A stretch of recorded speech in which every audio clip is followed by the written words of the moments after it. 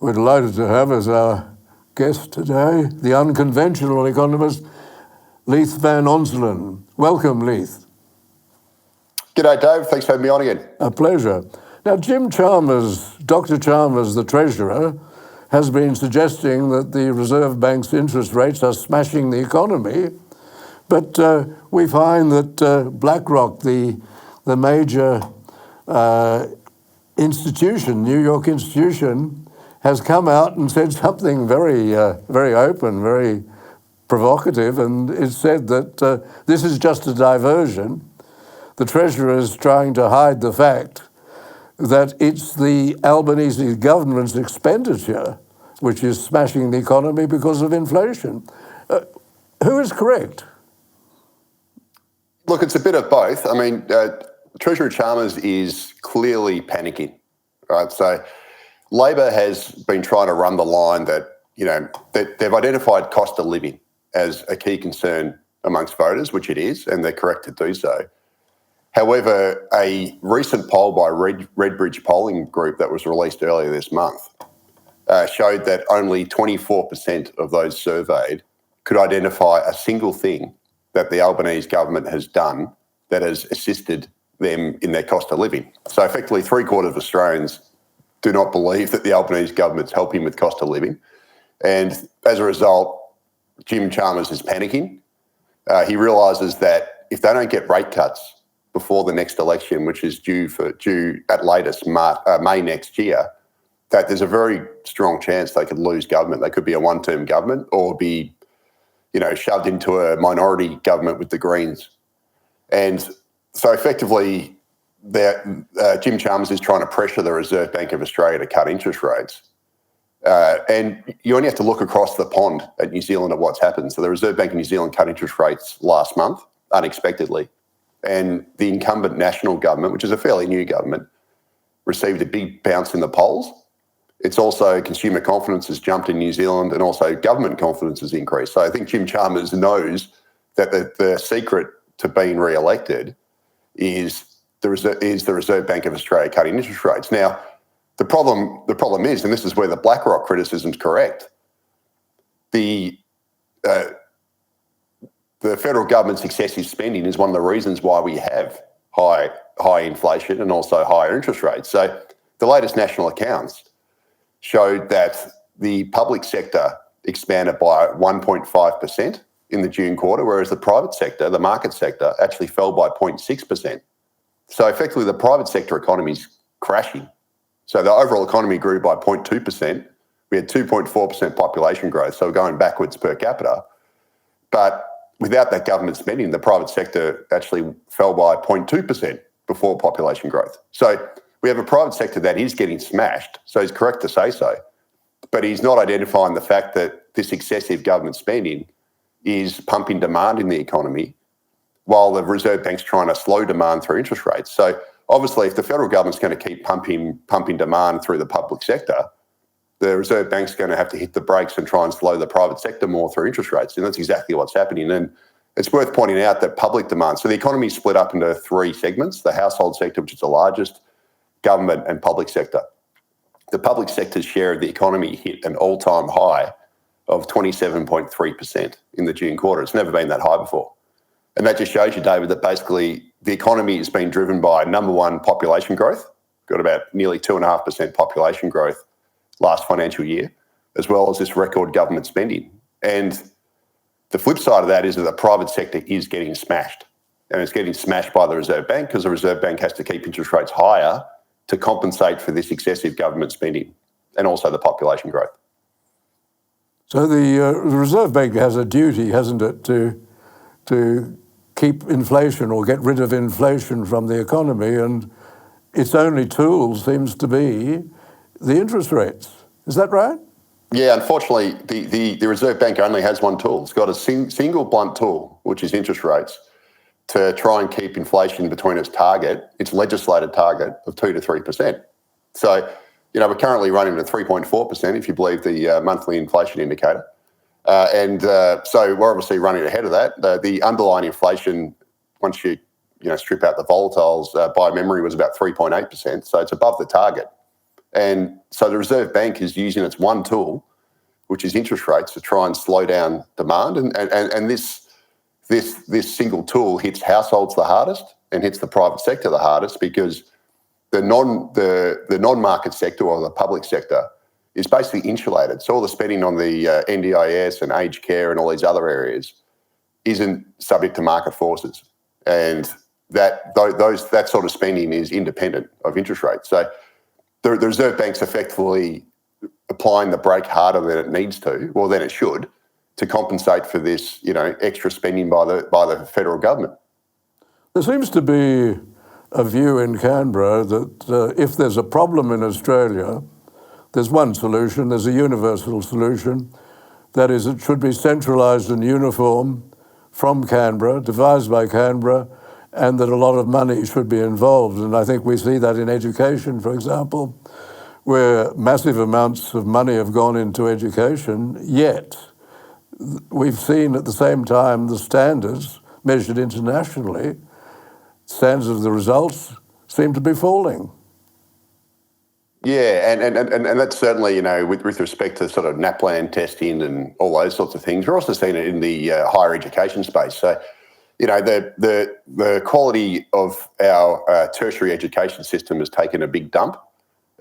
Really, I'd argue it's taken this dump to cater to the highest share of international students in the world. So effectively, universities, etc., have lowered their entry standards, their teaching standards, the English language standards, everything, their marking standards, to basically cater for increasing student numbers from overseas, and that's basically destroyed overall teaching standards. Now, the one area where it doesn't show up though, David, is the university rankings, which perversely show that Australia ranks very highly. And the reason why it ranks highly is because those rankings aren't measured on actual teaching quality. They're measured on the amount of research that's pumped out. So, and they're also measured perversely on the number of international students. So there's a whole different, there's a various range of international rankings for our universities by different providers. But what they basically, they under rank actual teaching quality and the number of teaching staff per student, for example. But what they do is they give greater weight to the amount of research that's pushed out. And so what the universities have done is they've effectively grown their international student cohort, brought in all these fees, and then they've channeled those fees into research. And often that research is of dubious value, but it's designed purely to pump the universities up the international rankings. And then once they get that high ranking, they can then use that as marketing material to then bring in more internationals. Now, meanwhile, the actual standard of teaching for domestic students, which is what universities are here for, has plummeted. And we've seen that with cheating scandals, with increasing use of group assignments, multiple reports of university lecturers and tutors not being allowed to fail international students because it puts at risk the business model, all these sorts of things. So, yeah, it's a pretty deplorable situation Australia has. That's very interesting. Now, Leith, I noticed on your excellent site, macrobusiness.com.au, a piece by one of your colleagues, and I'm not going to ask you about what he's written on that, but the heading attracted me. Victoria, the state of Victoria should burn the Grattan Institute for warmth. Now, we've occasionally discussed teachings of the Grattan Institute. What do you think of that heading, that they should burn the Grattan Institute for warmth? Yeah, I think it's an apt heading. So effectively, the Grattan Institute is, for years, has put out propaganda on the energy market. So, for example, its energy program director, Tony Wood, is a former Origin gas executive who runs their energy program. And Tony Wood was instrumental a decade ago in lobbying the federal government not to reserve gas on the East Coast. He was, a vehement opponent of gas reservation on the East Coast. He also lobbied the Western Australian government to abandon their gas reservation policy. Now, fast forward 10 years, and we can see that policy of not reserving gas on the East Coast was an absolute policy disaster. And we can also see that Western Australia's decision to reserve gas in 2004 has been an absolute policy winner. So we have two different Australias at the moment, whereby West Coast Australia is enjoying abundant gas that's, relatively cheaply priced, and they've also got cheap electricity as a result of that cheap gas. On the East Coast, where we haven't reserved our gas for domestic use, we have extraordinarily high prices. We pay some of the highest prices in the world. We have ongoing gas shortages, even though we export over 70% of it, mostly to China and Japan. And we also, therefore, have high electricity prices because gas is the key input into electricity. It's actually the marginal price setter of electricity. And the reason why we have that problem on the East Coast is because of the likes of the Grattan Institute arguing against gas reservation and convincing the federal government not to reserve gas when they opened up the Gladstone LNG terminals a decade ago. And that rests solely on the Grattan Institute. We now see the Grattan Institute lobbying for, say, Victorian households to rip up their gas connections and replace it with electricity. This is despite the fact that gas comprises about 2% of Australia's domestic emissions. It's a minuscule amount, and this comes from Grattan's own research. At the same time, David, around 8% of our emissions comes from the LNG export plants burning gas to convert it to liquid, to put on a ship, to then send it to China and Japan and other places.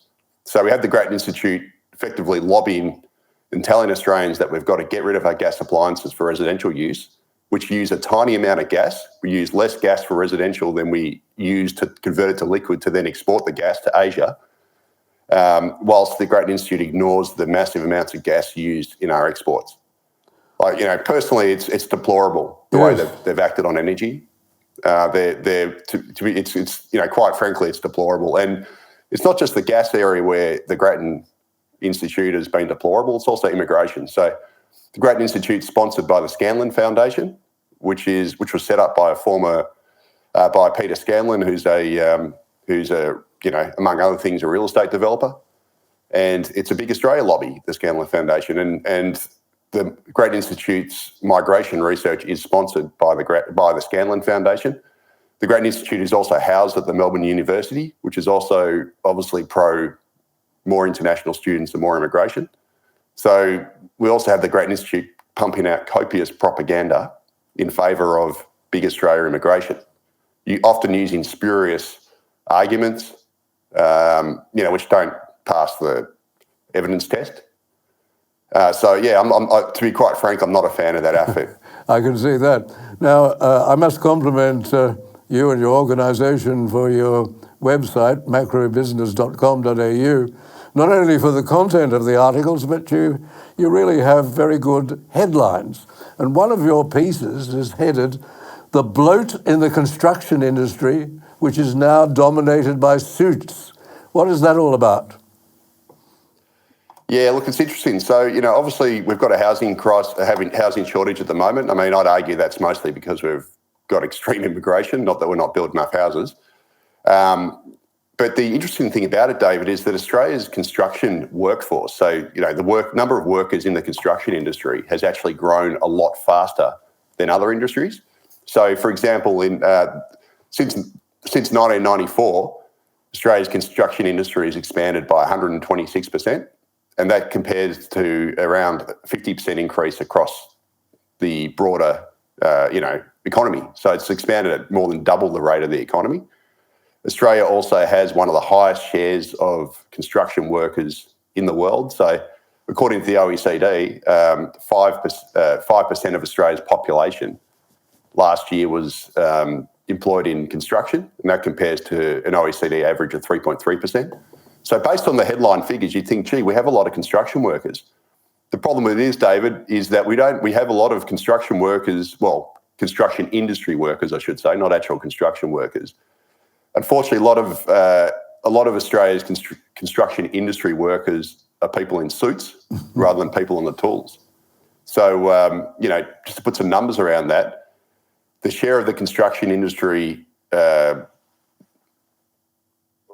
the share of the construction industry that are professionals or people in suits has gone from 28% in 2003 to 38% currently. So we've had this huge increase in the share of people working in construction that are basically bureaucrat types.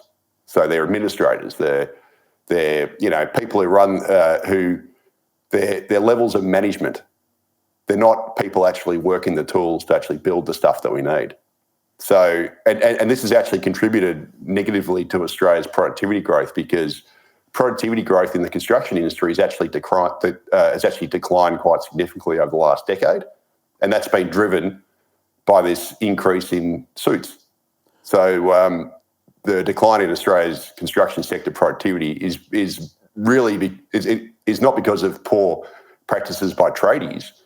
It's because we've bloated the industry with people in suits who don't actually deliver the frontline service. And I think this is actually, systematic of not just construction; it's also the broader Australian economy. Yes.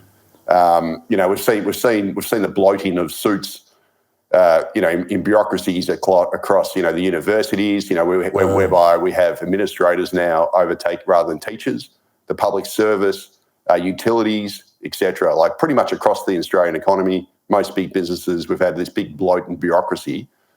People rather than frontline delivery, service workers or frontline construction workers.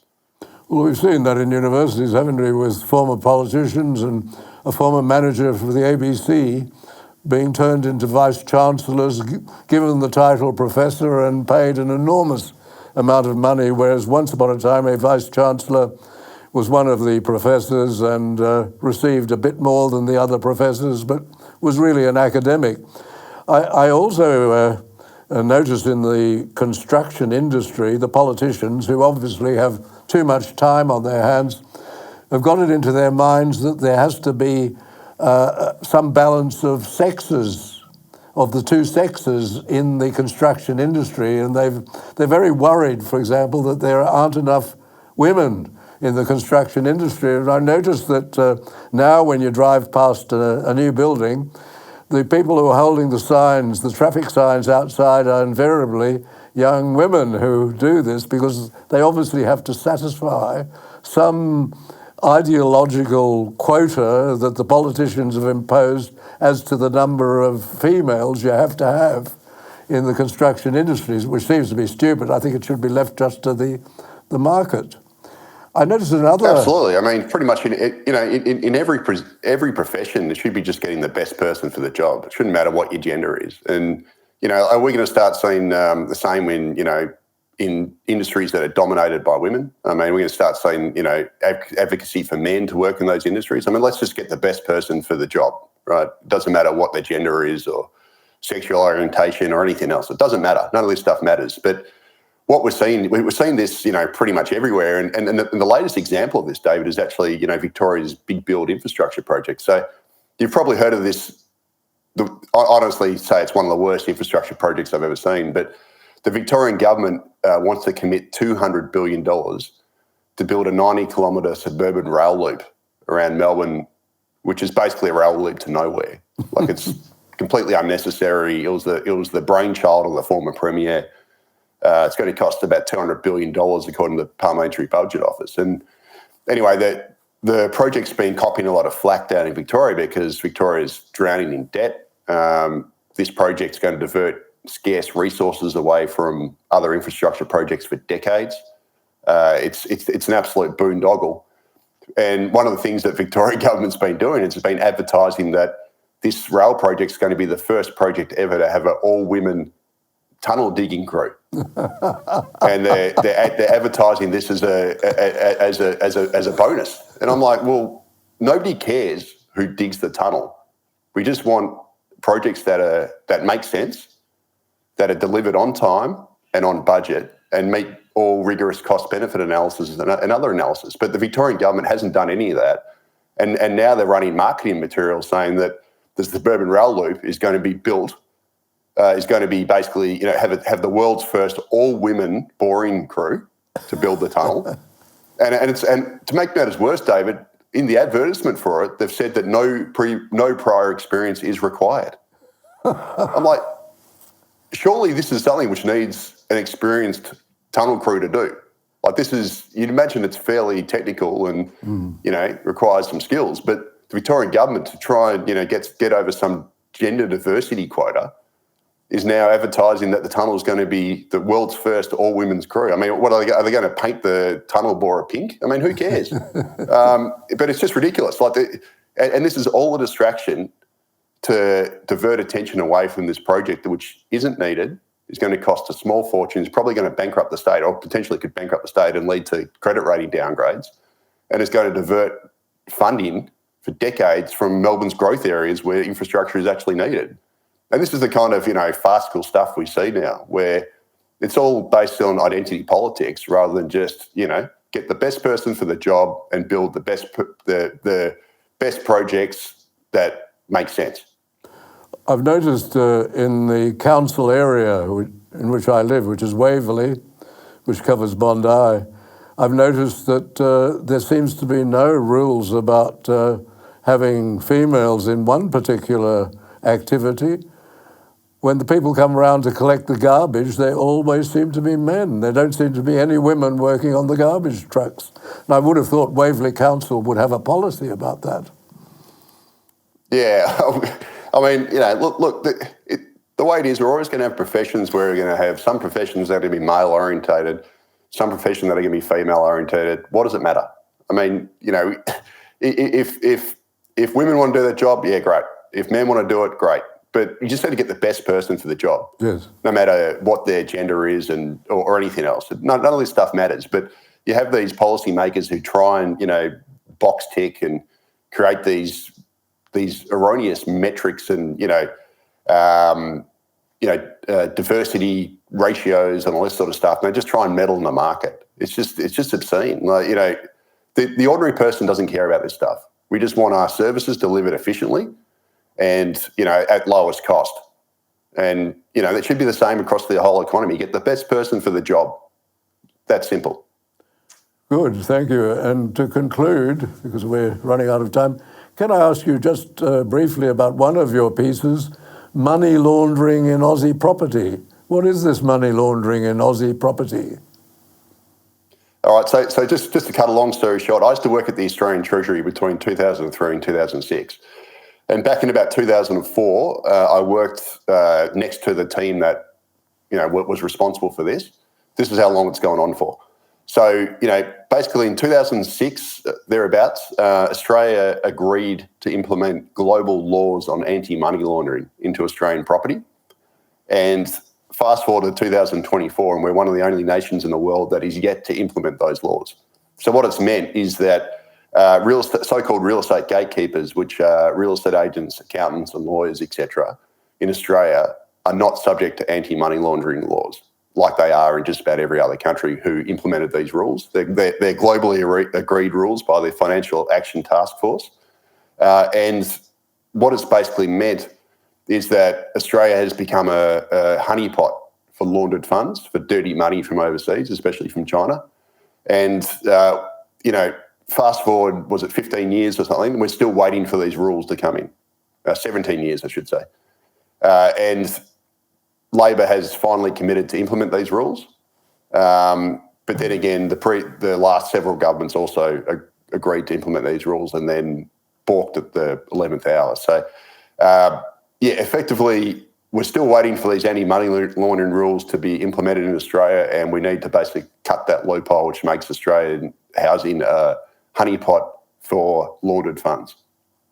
Well, that sounds very interesting. And if you want to know more about macrobusiness.com.au, they do have a newsletter which comes out every weekday and is certainly worth looking at if you want to understand what's happening in the economy and, to an extent, politics in Australia.